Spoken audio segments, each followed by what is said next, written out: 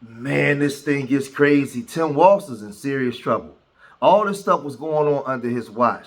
Now, in the state audit, they have uncovered that state workers was fabricating documents to hide money that was being stolen from tax workers. All this stuff is coming out in the audit. It's coming out in the watch. And this is why Tim Walz is not running for that re-election. They were covering up a lot of stuff. And in this video, a lot of stuff is going to be uncovered. It's going to show why the Somali people were able to do the things that they was doing and get away with it. Remember I told you guys that in order for them to do what they was doing, somebody had to sign off on this stuff. Now they was falsifying documents. They was backdating documents to cover up their tracks. And now things is coming out. Now, the FBA community, we can learn something from this. They had voting power. They had their numbers up. And they were forcing the liberals up there to do things in their favor for their vote. This is what they were doing. But check this out. Chair recognizes Ms. Luna. Thank you, Chairman Comer.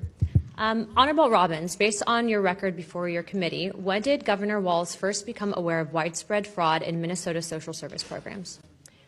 I would assume that he has been aware of it since he ran for office for governor in 2018.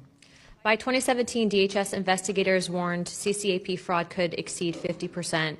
What was that information elevated to the governor's office? Yes, there was an OLA report. Thank you, ma'am. By 2020, state officials knew feeding our future invoices were fraudulent. We know that payments continued to the AG's knowledge. Did they continue to the governor's knowledge as well? Yes. Attorney General Ellison agreed on tape to fight Minnesota's own Department of Human and Health Services in exchange for Somali political and financial support. In your personal opinion, do you believe it is a possibility that Governor Walz also made that personal deal, or that he at least knew about the Attorney General's agreement? I don't know. Okay. I don't want to rehash what you guys have spent hours answering. We know that there's a big issue with the fraud in Minnesota. So on a number of things, I'd first like to point out, thank you for being here today, but because of your testimony and because of some of the evidence that we've seen brought forward, as well as I'm sure the fact that this committee, I assume, at Chairman Comer's direction, will be soon subpoenaing AG Ellison, I would like to make criminal referrals regarding Governor Walz as well as AG Ellison. As you know, U.S. Code 371 and U.S. Code 2, which deals with criminalized conspiracies to defraud the United States and establishes liability for individuals who knowingly aid or abet the commission of federal offense, includes willful blindness or deliberate inaction where duties to act exist. So I will be referring them later on today. Now, I told you guys, in order for these Somalis to get the money that they was getting, white folks, W folks had to sign off on this. I told you guys. Now, this Attorney General Ellison, he's in deep doo-doo. He's in deep trouble. Now, they said that they had already had in 2018 that the social services programs was already being, it was all a bunch of fraud going on, right? The CCAP fraud was up by 50% back then. They knew all of this, but they was allowing it to go on. Now, I believe that the Trump administration also knew about this, but they allowed the Democrats to bury themselves up there, right? And when they was going to come drop the hammer, now they dropped the hammer. So now they put out an OLA report on it to talk about the fraud. So you can't say that the Attorney General didn't know. You can't say that Tim Walz didn't know. But this is the thing. They knew about it. They was trying to handle things behind the scenes and under your hat. They was trying to keep it undercover. When the Republicans got in, they blew everything up. They blew the whole thing up. And now we're finding out that it's widespread all across the country. We're finding out that they have tentacles and branches from AC to KC, Nebraska to Alaska, right? This thing is spreading. And now political officials is uncovering this stuff, right? And they're going to make their careers bringing down other political people, other officials in the state of Minnesota, man. You see what's happening right now on the floor over there, right? But let's look at what the news is reporting. Against fraud. The performance audit shows the Behavioral Health Administration sent millions of dollars out the door in grants without making proper checks into who was receiving them. And that is not even the most jaw-dropping finding. Lou Raguse has tonight's top story. Lou? Julie, according to the nonpartisan legislative auditor, this is another case of mismanagement of taxpayer money. But perhaps the most explosive revelation is that managers within DHS, the Department of Human Services, tried to cover their tracks by backdating and creating new documents. But I do want to talk about what a serious issue this is and how it is, frankly, unacceptable. Another sobering report by the Office of the Legislative Auditor, this one concerning the Behavioral Health Administration within the Department of Human Services, which issues grants to providers treating mental health and drug and alcohol addiction, hundreds of millions of dollars each year. The audit found them issuing grants to applicants without a bidding process. So what we saw is that there was multiple entities that could have been eligible, and they chose not to provide a justification for why they were picking those. This report is quite stunning. One outrageous example, the auditors found a grantee that was paid $672,000 for 1 month of work without any info on what they do. And the audit says the grant manager who paid it then left DHS a couple days later and became a paid consultant for that company. To me, that's criminal. Auditor Judy Randall says she was most shocked that during the audit, multiple DHS managers backdated or created new documents to try to cover their tracks. Frankly, in the 27 plus years I've been with OLA, I have never seen this before. I will say we have had suspicions periodically, but we have never been able to prove it, to document it, and we did in this case. And it's very troubling. Temporary DHS Commissioner Shireen Gandhi's response. I was shocked to hear this information in the exit conference, and it is absolutely unacceptable that any staff would provide anything other than accurate representation of the work done to an auditor.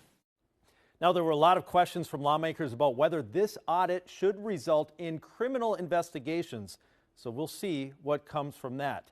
The Office of the Legislative Auditor provides recommendations both to the department and to lawmakers in case law changes are needed. Just one more time of what the auditor said regarding this fabrication of documents. She called it a systemic problem within DHS. I mean, Lou, it just seems like every time you think it can't get worse, it does. I do think this is jaw-dropping. You mentioned that they were talking about criminal investigations. I think I speak for a lot of people watching right now who really want there to be some kind of accountability. Did you get any sense from that meeting today or in talking to any of your sources that there actually will be accountability? Well, no, that's something that's going to require some follow-up, because one problem the auditors had is they didn't have subpoenas to issue to people that no longer work for the BHA within the DHS, and so they couldn't bring those people in and question them. And so it would take an outside agency such as law enforcement to look into it. Just unbelievable. All right. Thank you, Lou. You had these people backdating, falsifying documents, backdating documents so they can cover up the money that they were stealing.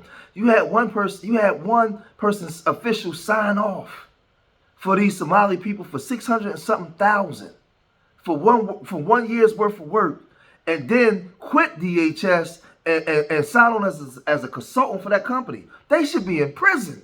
Are you serious? Like, this is the stuff that was going on that this state audit is uncovering. Now, before they uncovered this stuff, they already knew. I told you guys that these W folks had to sign off on this stuff in order for this thing to take off the way that it's taken off, man. This ain't by accident. This ain't by accident. And this is just the beginning. This is just in that state. Wait till they do the state audit in Seattle. Wait till they do the state audit in Maine. Wait till they do the state audit in Columbus and these other cities where these people have branches, right? This stuff is being brought to light. Listen, so if they was falsifying documents, they falsified documents on how many different things? This is just one thing that they're uncovering, right? So now these state officials are having these meetings and they're uncovering all of this. Did those who commit this fraud, do they typically vote for Republicans or Democrats, in your opinion? In my opinion, thank you for qualifying it like that, I would say they most definitely overwhelmingly vote for Democrats. Do they typically donate to Republicans or Democrats? Not to my knowledge. They opinion? don't donate to Republicans, they donate to Democrats, in my opinion, yes. Got it. So would you say this is the Somali population is an important demographic for Democrats to win over politically? Unquestionably. Got it. And do you think it would have hurt Democrats' political standing with the Somali population to investigate this fraud? Very clearly. Got it. So in other words, you're saying that there was a political incentive to cover up widespread Somali fraud. Is that right? 100%. Got it. Let me ask all three of you. Did the Waltz administration and Democrats intentionally, in your opinion, overlook this fraud while it was happening for political gain? I'll start with you, Ms. Robbins. Absolutely. We have credible whistleblower reports that the Department of Human Services administration up to the OIG and the commissioner met with a group called the Minnesota Minority Child Care Association multiple times, and that they were trying to weaken protections. We wanted, we had several changes we wanted to do, and they opposed all of them. And Mr. Hudson and Ms. Rarick, and then my time is up. I would agree. Absolutely. The whistleblowers confirm it. Got it. Thank you. It's no wonder that criminals in the Somali community felt they were free to steal taxpayer dollars. I'm going to ask you the same question I asked Marion. Do you have any doubt that Tim Walz knew about this fraud as it was occurring? None whatsoever. Walz and Ellison were protecting fraudsters instead of investigating them, and it was purposeful. And it's no coincidence that this is occurring largely in the Somali community. Walz made a sanctuary state, Minnesota, a sanctuary state. He gave free health care, free college, and free licenses to illegals. And Walz looked the other way when Somali immigrants were stealing. Representative Robbins, do you have any doubt that Tim Walz knew about this fraud as it was occurring? None whatsoever. So all three of you have no doubt in your minds that Tim Walz knew about the $9 billion of fraud during his tenure as governor and did nothing about it. It looks like my time is about to expire, and I do want to say to all of you, on behalf of Minnesota, thank you for being here, and justice will be served. So this thing gets real crazy, right? So the Minnesota Legislative Auditor did this audit, and they found out that, man, they amassed over $425 million worth of grants that was due out to 830 groups between July 22nd, July 1st, 2022 to December 31st, 2024. Right, and like I said, in one instance, they gave this one group $675,000 without providing any information or services. Right, this is what was going on, and they're saying that they was trying to uncover this thing, but they was being stonewalled by the Democrats on the state floor. They was being stonewalled, so there was nothing that they can do. They had already solved this. Right? So now you have politicians running for cover. Everybody's trying to cover their behind. Everybody's trying to distance themselves from Tim Walz and Attorney General Ellison. They don't want to be a part of this stuff now, right? Because they was allowing this stuff to go widespread. And all of this stuff is part of the agenda of the Democrats by allowing these immigrants to come into this country and make them a larger voting bloc, right? The audit also found that there was incomplete documentations for 63 of the 71 grant agreements.